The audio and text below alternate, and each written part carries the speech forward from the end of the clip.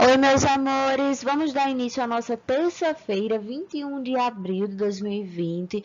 Peguem os livros de matemática, as agendas também, tá certo? E aí vamos dar início à nossa segunda unidade, que se inicia na página 32. Essa é a nossa página do nosso novo assunto, da nossa segunda unidade, geometria plana e geometria espacial, certo?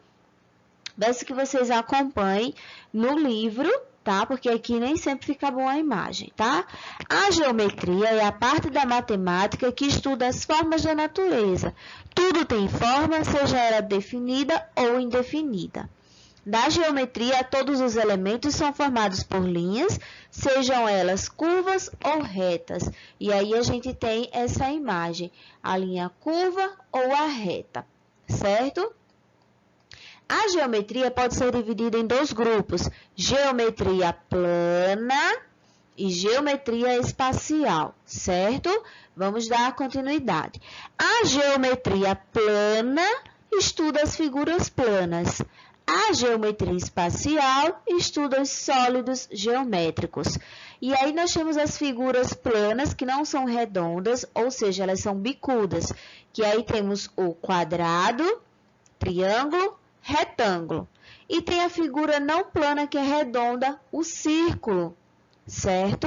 Essas são as nossas figuras planas, a geometria plana, certo?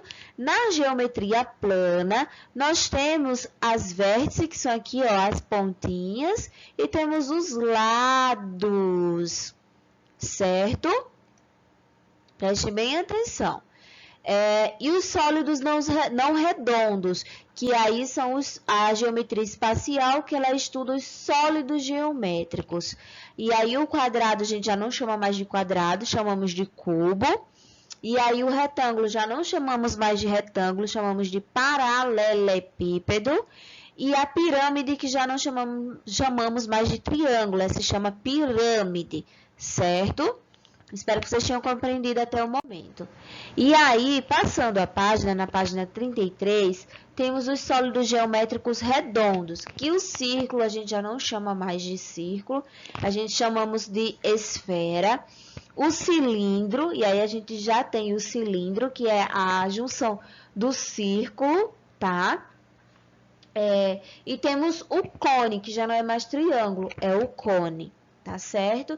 E no sólido geométrico, na geometria espacial, nós temos 4 pedacinhos. Temos a vértice, que é esses pontinhos, que são as pontas de cada figura.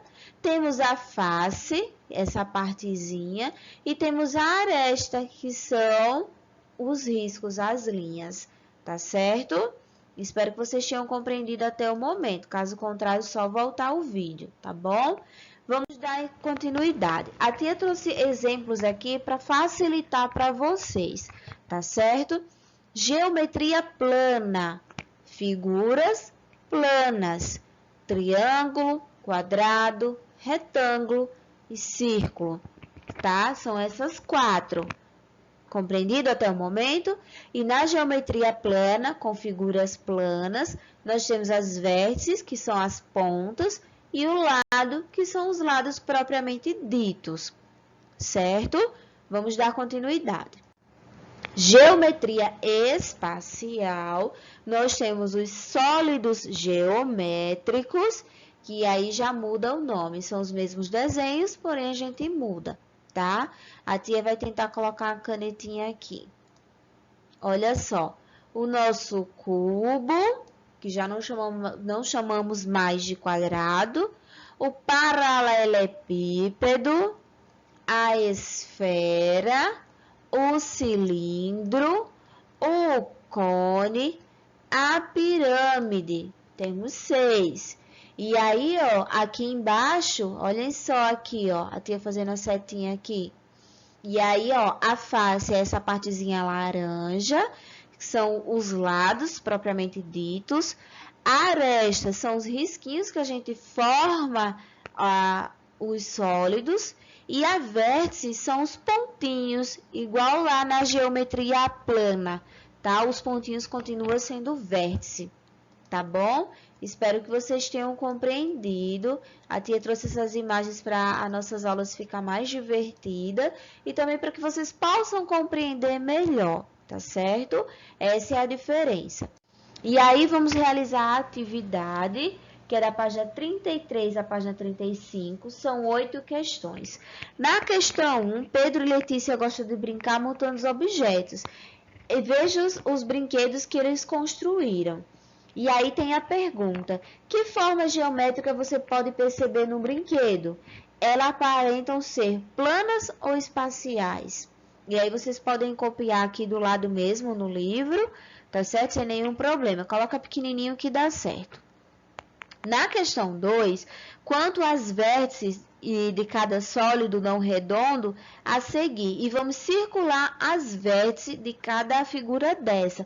E depois vamos colocar se ela tem 2, 3, 4, 5, 6, 8, 10 vértices. Lembrando que vértices são aquelas pontinhas. E aí a gente vai contar quantas tem, circula na figura e coloca do lado. Na questão 3, passando a página 34, temos a questão 3. E aí, na questão 3, ela diz assim: um termo muito utilizado na geometria é a palavra rachura, que significa destacar algo para diferenciá-lo do restante do desenho. Observe as ilustrações e escreva que figura plana cada face rachurada lembra.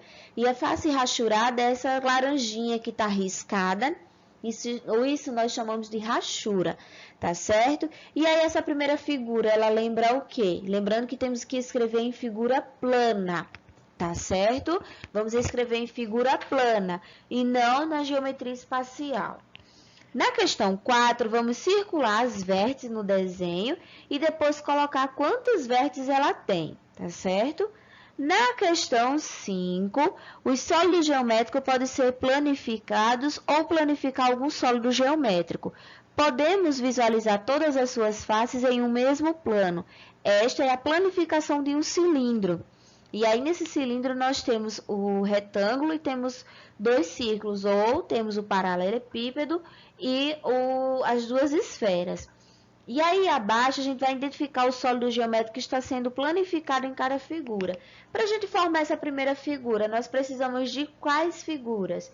E aí eu coloco, tá certo? Se ela é cubo ou é quadrado, se ela é cilindro ou é cone, se ela é esfera ou é círculo, se ela é pirâmide ou triângulo, se ela é quadrado ou cubo, retângulo ou paralelepípedo, certo? Agora vamos para a questão 6, passando a página 35. Relacione os objetos à forma geométrica de cada um. E aí, essa caneta ela tem formato de quê? De cilindro, de cone, de esfera, de paralelepípedo, de pirâmide. E aí eu coloco, certo? Na questão 7, vamos pintar os desenhos de acordo com o código. O que for círculo eu vou pintar de amarelo, o que for retângulo eu vou pintar de verde, o que for quadrado eu vou pintar de vermelho e o que for triângulo eu vou pintar de azul, certo? Questão 8, para encerrar nossas atividades. Leia esta curiosidade com um colega seu. Como isso não é possível, podemos ler com os nossos pais ou responsáveis. E depois vai responder as questões abaixo. Questão A e questão B, tá certo? Realizem as atividades, coloquem a data no livro e realizem a nossa agenda, que é matemática, páginas 32 a 35. Lembrando que hoje é terça-feira, dia 21 de abril, tá certo, meus amores? Até a próxima aula. Oi, meus amores, vamos dar continuidade à nossa terça-feira, 21 de abril de 2020. Abra um livro de ciências, página 28, será a nossa segunda unidade, tá certo? Página 28. É sobre o solo, um assunto bem interessante e bem legal. Acompanhem no livro. O solo.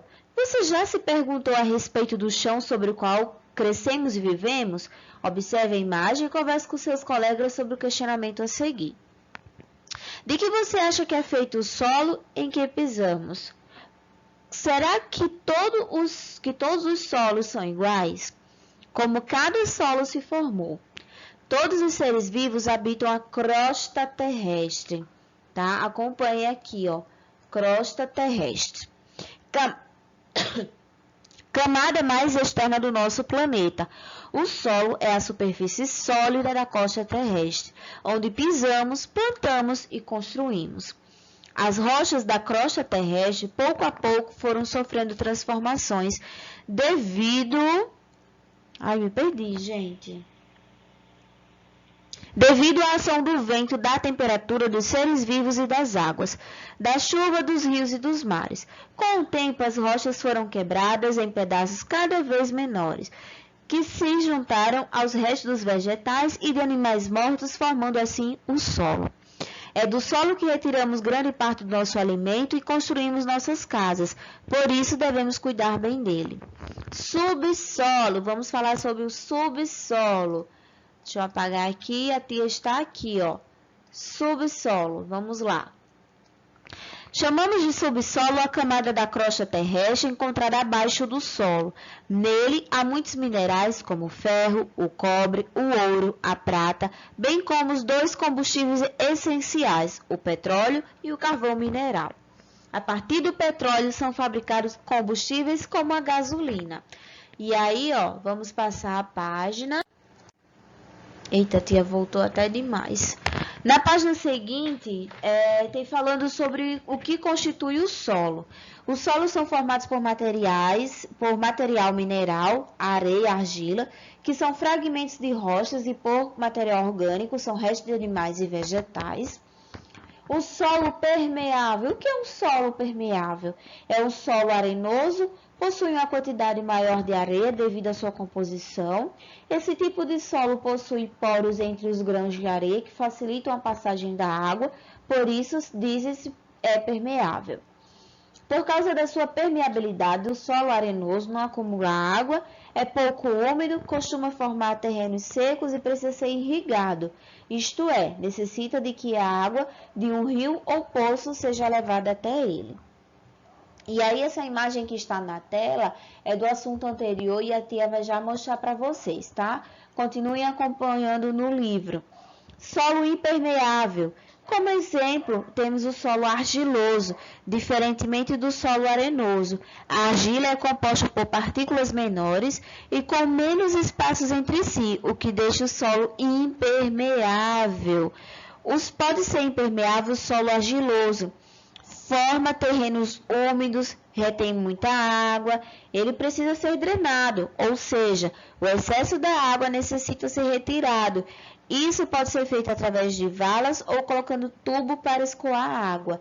O solo permeável é aquele solo seco, que não tem água. O impermeável é aquele molhado, que tem muita água. E agora vamos para o solo úmifero, que aí é um solo que contém humus, tá? Não é cocô, gente, é humus, que são restos de animais e vegetais em decomposição e até mesmo a excreção deles, tá certo? É considerado um solo bom para o plantio, pois é rico em nutrientes para os vegetais. É conhecido também como terra preta. Lençóis de água. O que é lençóis de água? A água das chuvas penetra nos solos permeáveis, lá o solo que não tem muita água, que ele é seco, e forma lençóis de água no subsolo. Esses lençóis subterrâneos correm sobre as camadas impermeáveis e, quando encontram abertura, surgem na superfície em forma de fontes ou nascentes. As águas dos lençóis subterrâneos podem ser retiradas das fontes ou por meio da construção de poços artesianos. E aí, ó, vamos para essa imagem aqui que a tia está mostrando. Essa primeira partezinha aqui, ó, é o solo. A segunda camada é o subsolo. E a terceira camada é a rocha, certo? Esses são os três tipos de solo, as três camadas de solo que possui a nossa crosta terrestre, tá certo? E aí a tia tá mostrando aqui, ó, que é a nossa crosta terrestre, porque cortou um pouquinho o nome, o manto e o núcleo. Essa é a nossa crosta terrestre, tá certo, meus queridos? É aqui que plantamos, colhemos e sobrevivemos. E aí, vamos falar, voltando, sobre os tipos de solo. O solo arenoso, olha só aqui, ó, esses dois é solo arenoso, certo? Ele é um solo, como tem falando aqui, possui uma quantidade maior de areia, tá certo? Ele precisa ser molhado por rios, por praia, por lagos ou algo do tipo, certo? O segundo é argiloso, todos os dois são argilosos. E aí ele se racha, o solo fica rachado, acontece muito no interior, quando acontece a seca. E aí aqui abaixo são pessoas transformando esse terreno em argila, por isso que tem muitos jarros, tem muitos objetos feitos com argila, tá certo? Que é como fosse o barro. E agora vamos para o solo úmifero, ou orgânico, que é aquele que tem a decomposição de animais, tem húmeros, que são as excreções deles, dos animais mortos, que é bom para o plantio, é bom para a planta, que ele possui nutrientes. Tá certo? Espero que vocês tenham compreendido esse nosso assunto. Coloquem a data no livro para não esquecer, tá certo? Hoje é 21/4/2020. E agora vamos realizar a nossa atividade. Da página 30 até a página 32, 9 questões. A questão 1 é para ler o texto e responder as questões A, B e C. Na 2, vai marcar um X na opção que corresponde ao material extraído do subsolo utilizado na fabricação de combustível. O que a gente precisa para fabricar o combustível? É o ouro? É o petróleo? É a água? Ou são as pedras preciosas? Na questão 3, vai marcar verdadeiro ou falso e ler as alternativas, tá? Com atenção. A questão 4 vai assinalar a alternativa correta entre a alternativa A e B, o que é subsolo e os lençóis de água, certo?